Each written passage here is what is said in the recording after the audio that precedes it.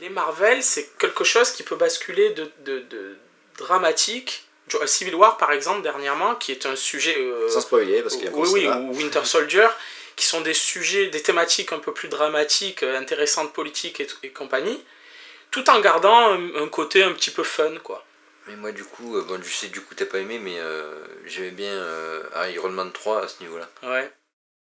Parlons.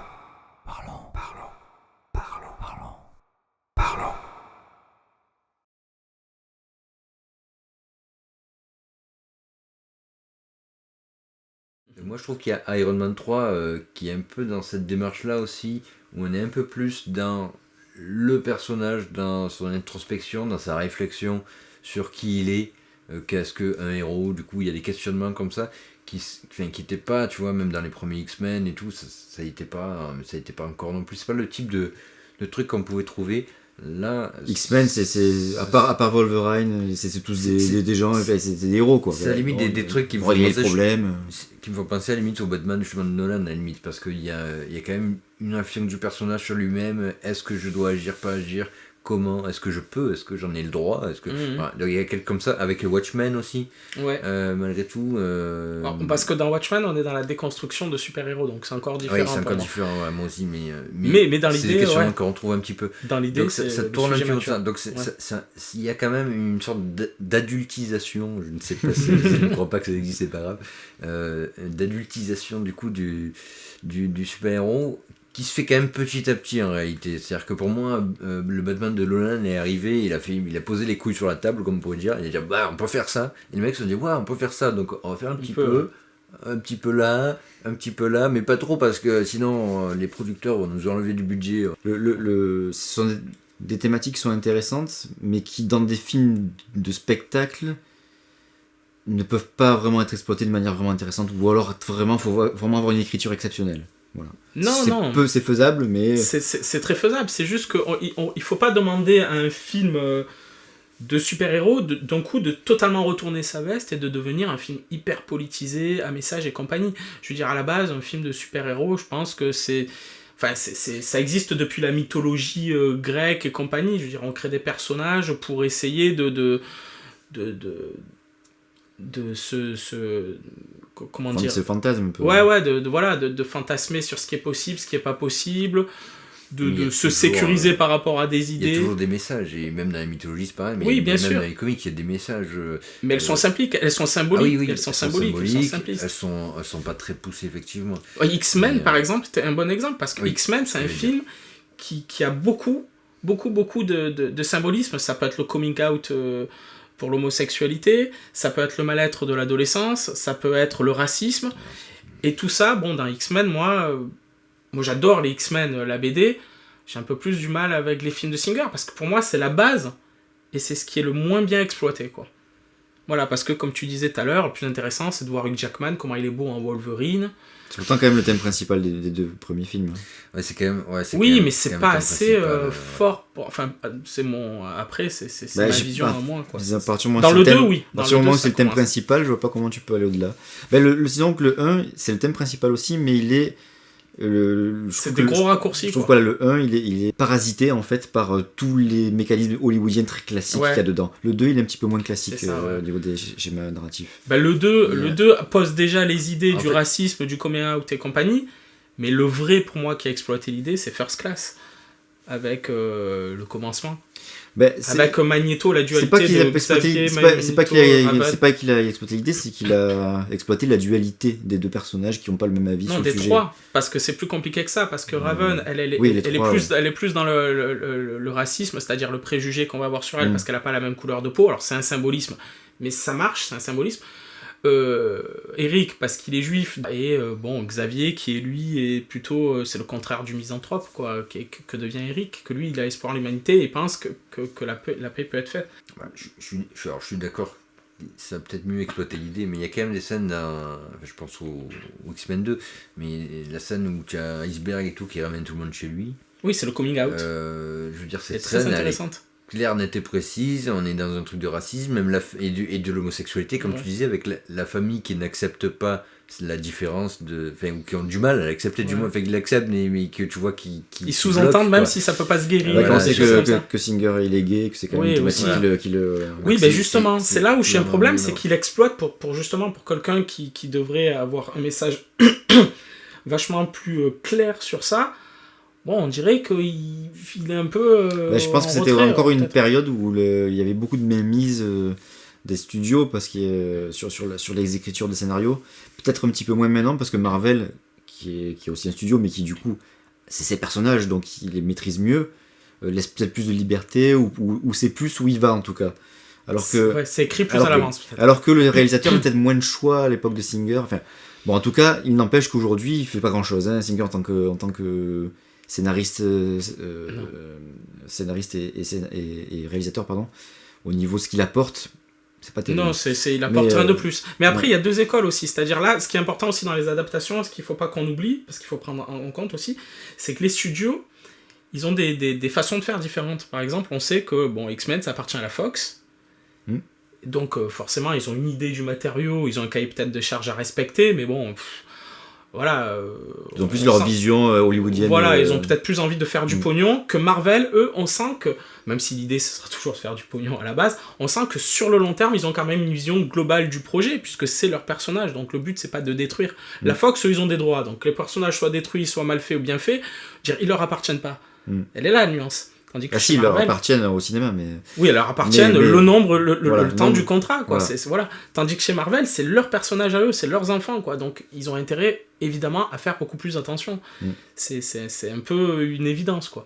Après, pas tout le monde trouvera les films réussis, parce que je pense qu'en termes d'adaptation... Et justement... Les Marvel ? Ouais, voilà. Oui, c'est très aléatoire, hein, quand même. On a des attentes différentes, Et après, il y a un problème de retranscription aussi. Ça c'est intéressant aussi à prendre. C'est-à-dire que qui va voir ces films, pourquoi on va les voir et à qui ils s'adressent.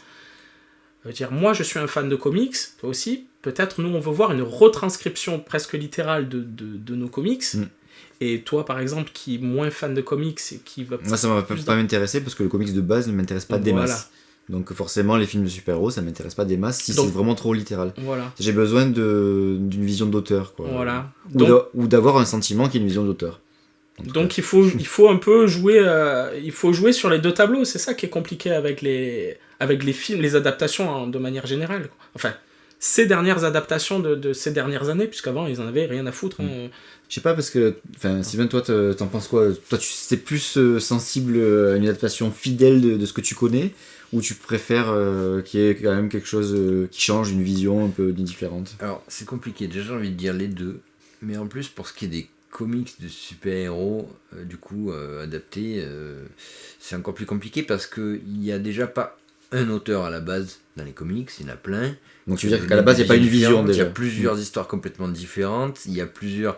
Donc c'est compliqué parce que du coup, toi, selon ce que tu as lu... Moi, ce que j'ai l'impression... Ce que tu as aimé. Selon ce que tu as lu et ce que tu as aimé, tu as une vision, par exemple des X-Men, tu vas voir les films, le mec, il a peut-être une vision qui correspond parfaitement à d'autres trucs que tu n'as pas lus, mais toi, du coup, tu vas pas aimer parce que... Vous me direz si je me trompe, mais...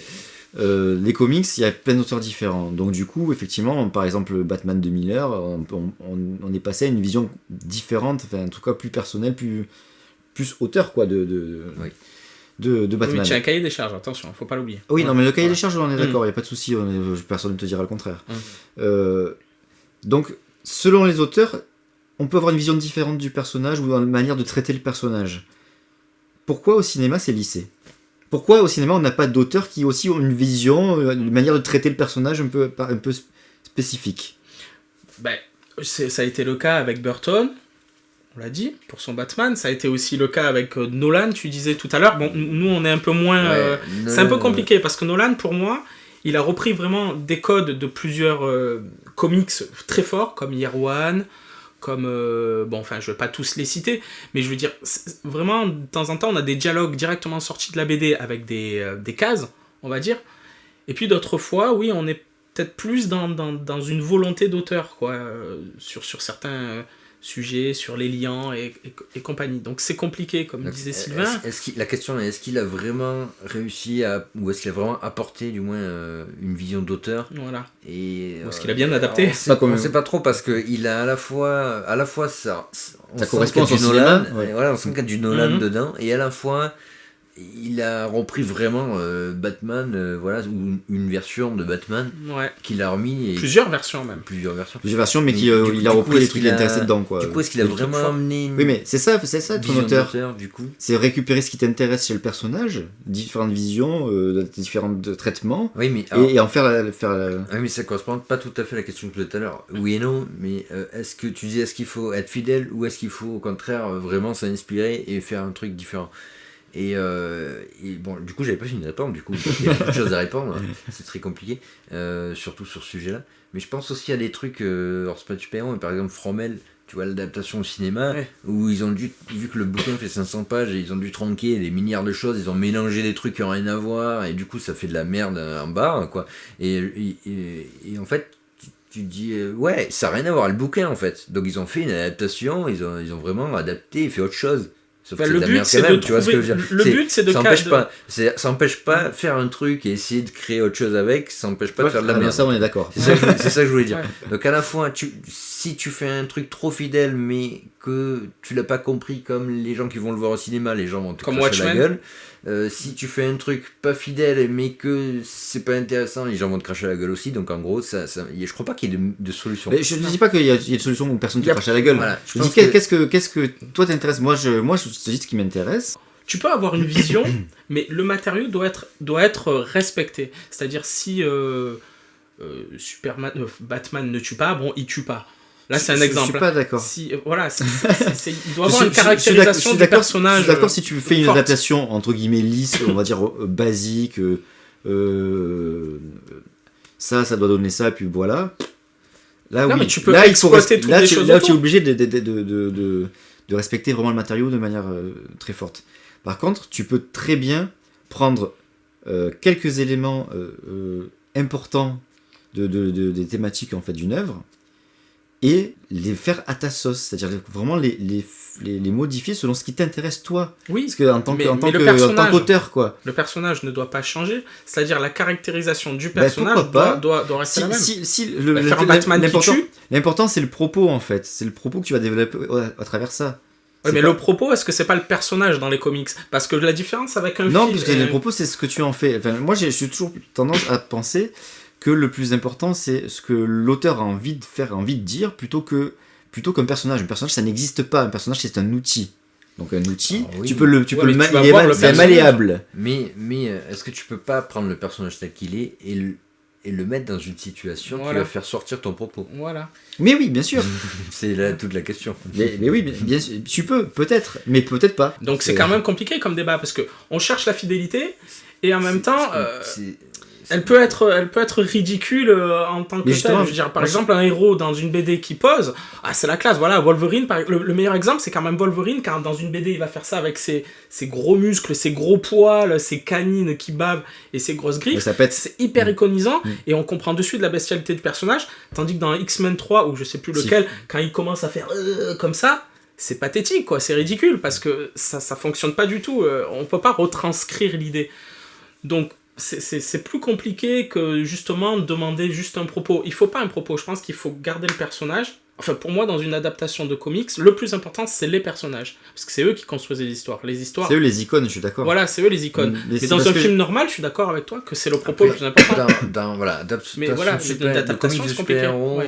c'est aussi compliqué parce que il faut du pognon pour les effets spéciaux, pour machin, donc il y a les producteurs, donc il faut pas que tu déçoives les fans, cool. faut pas que tu déçoives les producteurs, C'est faut pas... pas que tu... Ça, on sait, Je suis pas d'accord. On sait pourquoi c'est fait. Hein. On sait pourquoi le truc il est un peu lissé. C'est Et parce moi, que je justement, suis pas d'accord. il y a des besoins financiers derrière. Et moi, quoi, j'ai mais- deux films, et je pense que les gens, ils seront d'accord avec moi s'ils les ont vus. Le premier, c'est Dredd, qui a été fait avec rien, avec un budget ridicule, et ça n'a jamais été autant et plus Dredd, dans tout, hein, dans le propos, dans l'iconisation, dans tout, et dans la violence, que le personnage en lui-même du comic. Forcément, dans le comic, c'est vachement plus caricatural, c'est ce qu'on disait sur le posing, les trucs comme ça. Mais La vache, putain, c'est Judge Dredd dans sa violence, on voit des visages qui éclatent, on voit le personnage avec le casque, on voit jamais son visage, donc on a la vraie iconisation du personnage. C'est Dredd, c'est un personnage qui a un casque, on voit pas son Alors qu'avec visage. Stallone, tu voyais Stallone même quand il y avait le casque. Voilà, et puis on est dans un huis clos, voilà, avec le budget, c'est ce qu'on disait. Alors il n'y a pas de grosses explosions dans la ville, on voit pas la ville sous tous ses détails, on voit pas plein de choses. On est dans un huis clos, donc c'est super intelligent, puisqu'il est dans une jarre de... Et puis surtout, il n'y avait pas de sous, cité. donc forcément, il fallait faire dans un huis Ouais, clos, mais comme quoi, c'est pas parce qu'on n'a pas de budget qu'on peut pas faire un bon film. Oui, ça, Et c'est sûr. pareil pour Deadpool. Deadpool, je veux dire, je pense que le monde s'en est aperçu, mais Deadpool, c'est un film qui a un budget tellement moindre comparé au moindre film qui sort à Hollywood, quoi. Il a été tourné entièrement sous fond vert, le film. Ça se voit, je pense. Parce que tout est un peu grisé, les séquences d'autoroute. Et puis il y a 2 scènes d'action dans le film, donc il y a cette séquence d'autoroute, et il y a la séquence de fin sur le sous-marin, là, j'allais dire. Bon, enfin, bref.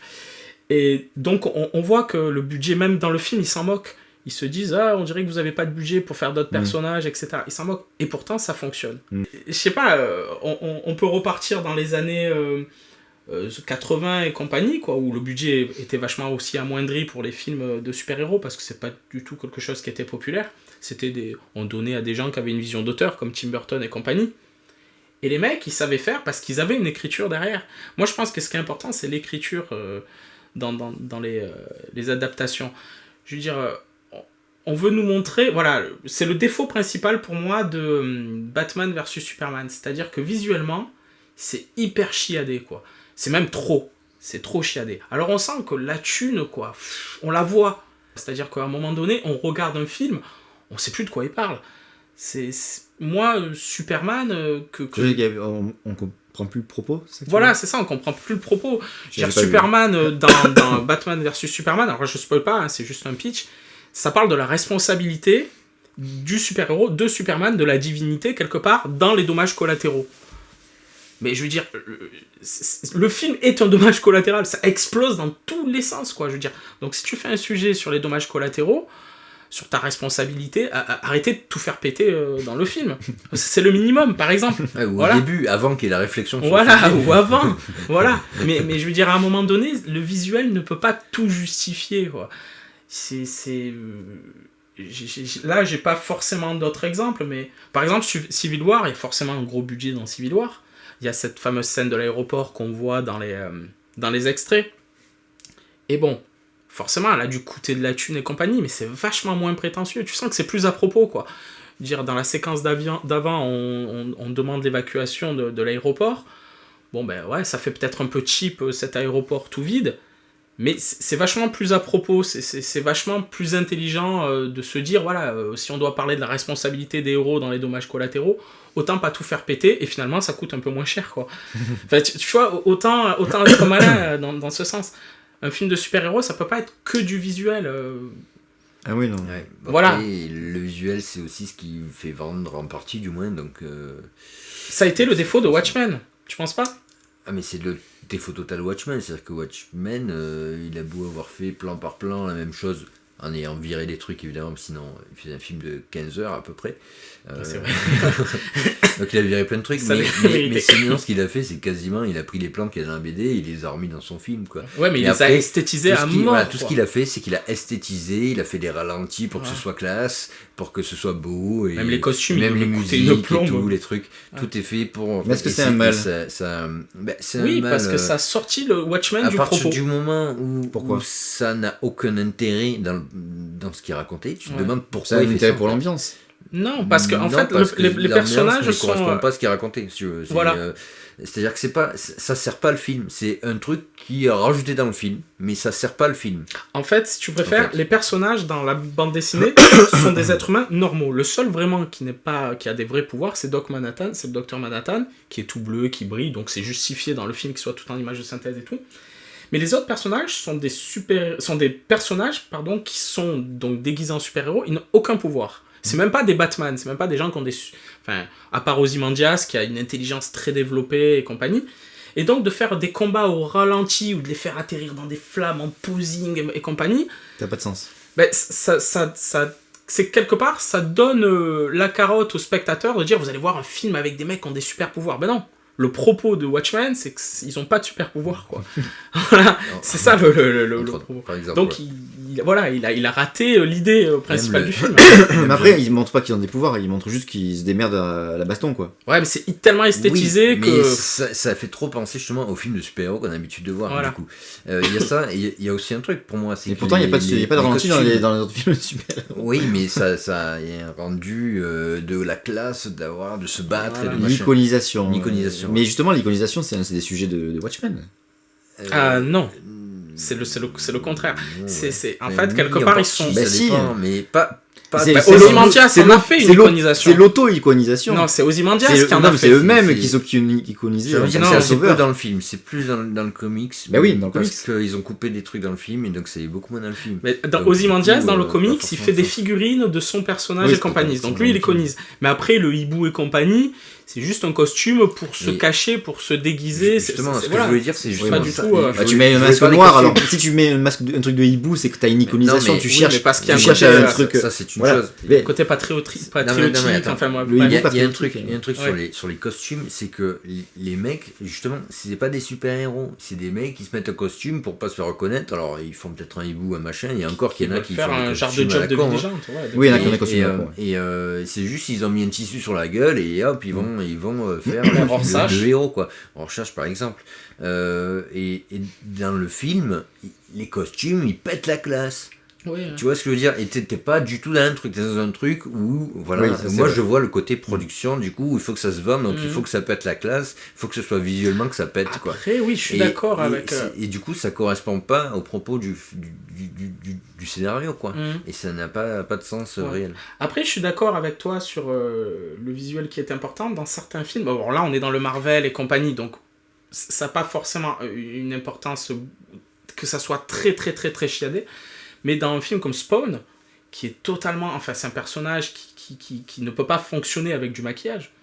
Ce qui, d'ailleurs, c'est pour ça que le film, il l'est, parce qu'on voit que c'est un personnage qui est maquillé, qui a du latex, et je veux dire, il a un nez, quoi. Je veux dire, ils lui ont fait des lentilles vertes et compagnie, alors que c'est un personnage qui devrait être tout en image de synthèse, justement, pour qu'on y croit, pour qu'il soit beau. Là, oui.